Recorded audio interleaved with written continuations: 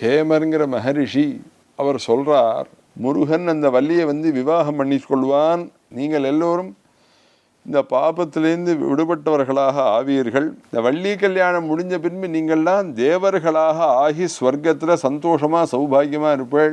இந்த பாபத்துக்கு இதுதான் விடுதலை அப்படின்னு சொல்லிட்டு போயிட்டார். அவ எல்லாரும் எந்த அண்ணாள் அவர்கள் எல்லாரும் பூமியில விழுந்தார்கள். விந்தியம்னு சொல்லக்கூடியதான அந்த வனத்துல அந்த காட்டுல அவர்கள் இந்த காய்கனிகளை சென்று சாப்பிட்டு இருக்கா. அந்த முனிவருடைய ஹேமனுடைய சாபத்துக்கு கட்டுப்பட்டு அவ எல்லாம் இந்த காஞ்சனைங்கிற மான் எப்ப வரும், அவள்கிட்ட எப்ப வள்ளி பிறப்பாள், நம்ம எப்ப இந்த சாபத்துல இந்த பாபத்திலேருந்து விடுதலையாவோம், இதே பார்த்துட்டு இருக்கா. ஏன் அப்படின்னா அது கரெக்டு தானே.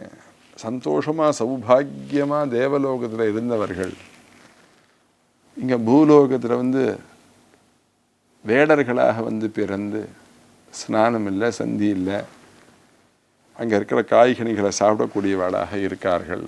இதெல்லாம் பார்த்த உடனே அந்த பாபத்துக்கான பரிகாரம் எப்போ நல்ல நிலையை அடைவோம் தானே எதிர்பார்த்துட்டு இருக்கா. அவள் எதிர்பார்த்துட்டே இருக்கா. எதிர்பார்க்கப்பட்ட பிரகாரம் அந்த காஞ்சனேன்னு சொல்லக்கூடிய ஸ்திரீ மானு ரூபத்தில் இருக்கிறவள் வராள் பூர்ண கர்ப்பிணியாக. பூர்ண கர்ப்பிணியான இந்த காஞ்சனைங்கிற ஒரு மானானது வருது.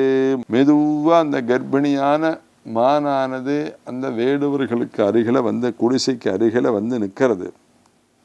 நின்னா அவர்களை பார்த்த உடனே அவர்கள்லாம் சந்தோஷத்தை அடைஞ்சார்கள். நமக்கு சாப விமோசனம் வரப்போகிறது, கர்ப்பிணியான அந்த மானானது வந்துடுத்துன்னு அதை போய் ரட்சிக்கிறார்கள்.